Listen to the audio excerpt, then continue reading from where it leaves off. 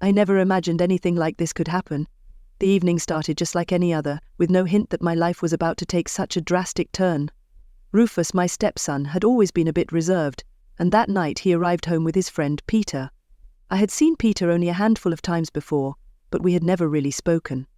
He was tall with long legs that made him seem even more imposing. Unlike Rufus, who was always boisterous and full of energy, Peter was quiet and introspective, moving with a kind of deliberation that suggested his thoughts were elsewhere. Though Peter wasn't talkative, there was something about him that drew attention. It wasn't just his height, but also the way he seemed to observe everything so carefully, as though he noticed things most people missed. His calm demeanor stood out sharply against Rufus's other friends, who were typically loud and rambunctious. Peter carried himself with a maturity that made him seem older than his years, like he understood things on a deeper level.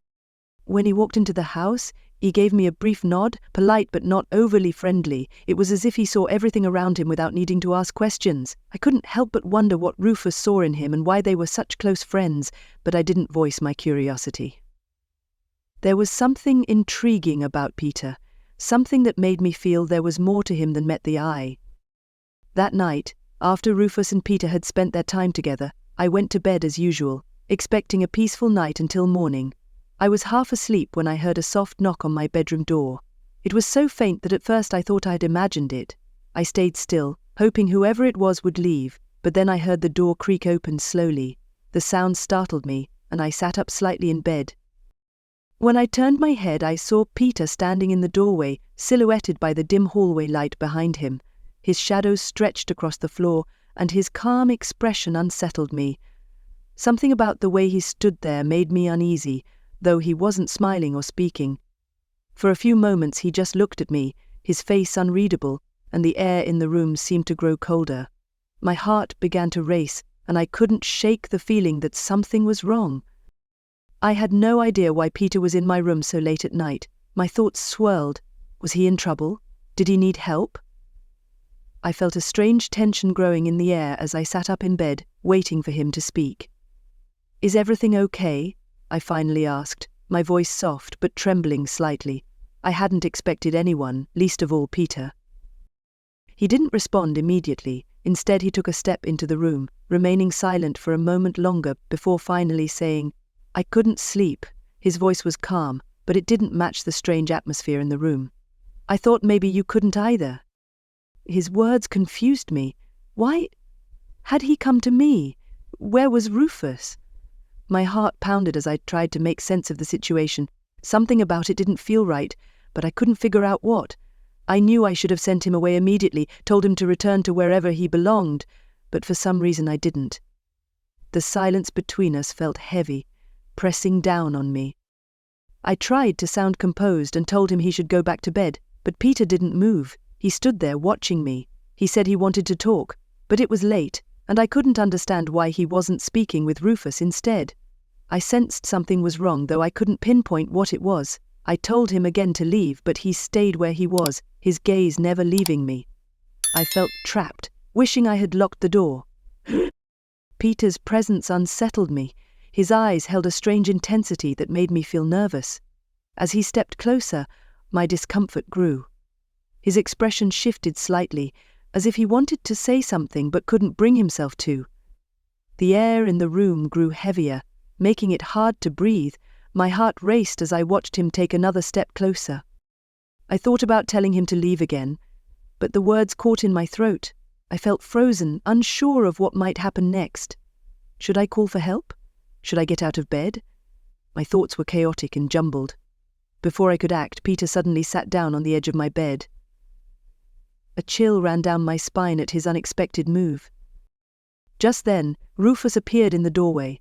I expected him to react, to be angry or shocked to find Peter sitting on my bed so late, but instead he seemed completely unfazed. Rufus walked in casually, his expression calm and unreadable, and sat on the other side of the bed as though everything was normal. I looked between them, my heart pounding. The room felt stifling, the silence unbearable. I couldn't shake the feeling that something was seriously wrong. Why was Peter here, and why didn't Rufus seem to care? I wanted to demand answers, but my voice wouldn't come. The tension in the air was suffocating. "What's going on?" I finally managed to whisper, my voice barely audible.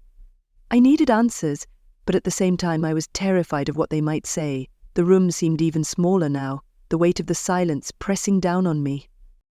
Neither of them spoke right away. They just sat there, Peter on one side of the bed and Rufus on the other, as if waiting for something to happen. Then they exchanged a glance, one that made my heart race even faster. It felt like they shared a secret, something I wasn't privy to. I felt completely excluded, as though I were watching a scene from a movie without understanding the plot. My mind filled with thoughts I didn't want to have. "I think we all know," Rufus said finally, his voice quiet and serious. It was strange to hear him speak like that. He was usually the lively one, always cracking jokes. I gazed at him, my heart racing uncontrollably. This wasn't the Rufus I remembered. I wanted to understand what was going on, but everything seemed confusing and distorted, like I was trapped in a dream I couldn't escape. What was Peter doing in my room at this hour? Why was Rufus acting so differently? A heavy feeling formed in my stomach, and I wished I could simply leave the room and get away from all these strange emotions.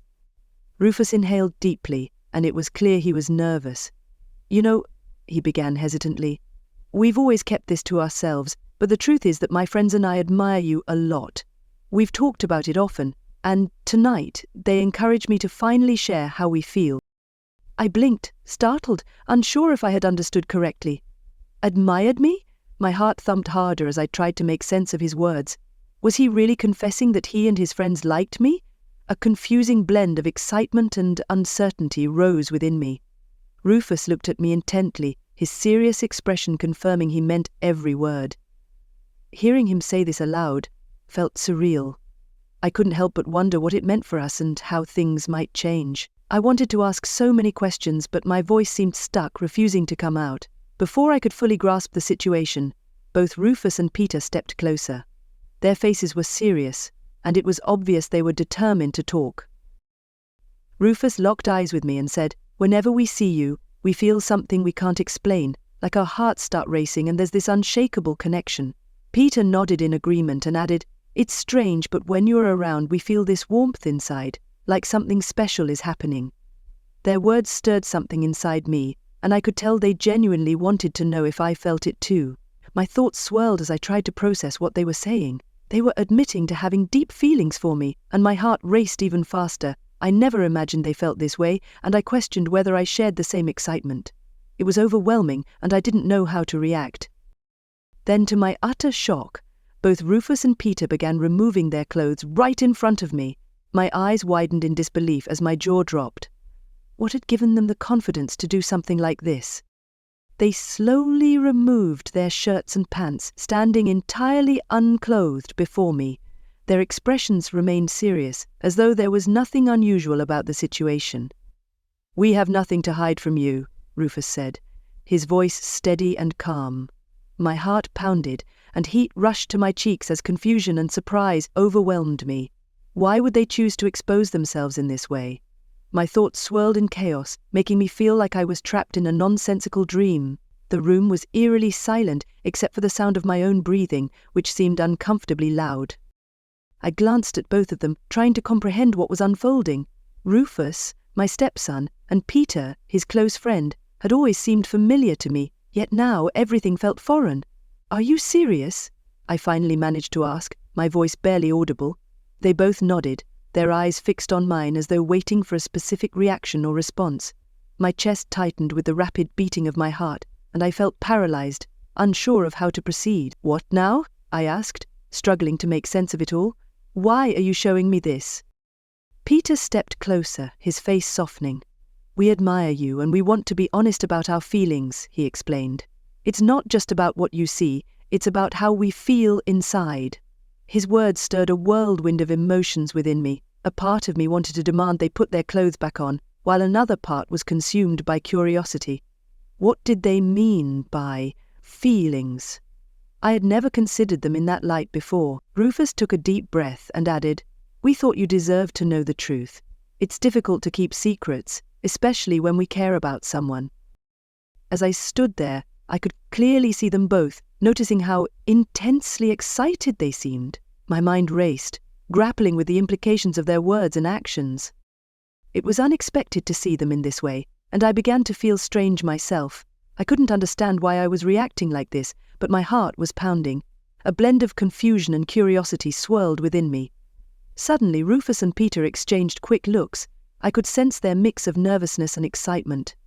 "We planned this evening so we could all have a good time together," Rufus said, his voice slightly unsteady. Peter gave a small smile, attempting to put me at ease. "We thought it could be a night to remember, something special," he added. Yet I wasn't sure if I felt okay with the idea. They glanced at each other again, seemingly sharing a silent secret that excluded me. The energy in the room felt charged, as though something significant was about to unfold, but I didn't know if I was prepared. Rufus moved closer and sat down, his whole body visible to me. "Come on, don't act like you're not enjoying this," he said. "Let's do it." His firm touch brushed against me, and he murmured, "Come, enjoy this." I felt it, smooth and warm, as he began to gently pull the blanket away from me. Watching him, my body started to respond differently. It was as though a wave of warmth and relaxation washed over me. I couldn't explain it, but I felt ready for something new and thrilling. It seemed like Rufus and Peter had thought everything through, making it difficult for me to refuse. My heart raced with anticipation as a small voice in my head wondered what might come next. I felt a mixture of excitement and anxiety, curious about what they wanted to share. The moment was filled with endless possibilities, and my imagination began to wander. Taking a deep breath, I tried to steady my rapid heartbeat. I was eager to see where this surprising night would lead. As the blanket slipped away, I felt a surge of warmth spreading through my body. My heart beat faster, and I sensed that something significant was on the horizon. Then, unexpectedly, I felt a soft kiss on my lips, gentle and sweet, sending butterflies fluttering through my stomach. I had never experienced anything like it. The kiss felt like a doorway opening to a world of new sensations, full of warmth and curiosity. I could barely believe what was happening. My mind raced with exhilaration, and the moment seemed magical, as if time had paused just for us. I realized this was a unique connection, one I would carry with me for a long time. That night, they suggested we all stay up together, promising it would be fun. Yet, after that first kiss, I had made up my mind. Speaking firmly, I told them I didn't want to take things further. Despite the storm of emotions within me and my body's curiosity, I held my ground. "The kiss was fine," I said, keeping my tone steady, "but I can't go any further." They tried to convince me, their words gentle and kind. But I knew my limits. I appreciated their care and attention, but I stood by my decision. The atmosphere was heavy with tension and mutual understanding, and I felt proud for respecting my feelings. Eventually, Rufus and Peter decided to leave the room. Although they had hoped for a lively and exciting evening, it was clear their plans hadn't gone as intended. The only thing we had shared was that one kiss. I noticed the disappointment in their expressions, which made me feel a little sad. They had clearly anticipated more, but deep down I was confident in my choice. As they stood to leave, I took a moment to collect my thoughts. Though they seemed disheartened, I felt a quiet sense of pride for remaining true to myself. "I'm really sorry if you're upset," I said softly, "but I just can't go any further." They both nodded, acknowledging my feelings, even if they didn't entirely agree. Rufus gave me a small, reassuring smile, while Peter appeared reflective. "We get it," Rufus said. "We just wanted to enjoy some time with you." I appreciated their honesty, but my priority was doing what felt right for me, rather than trying to make anyone else happy. As they left the room, I experienced a mix of relief, sadness, and a faint glimmer of hope. Perhaps one day we could simply be friends and enjoy each other's company without any pressure or expectations.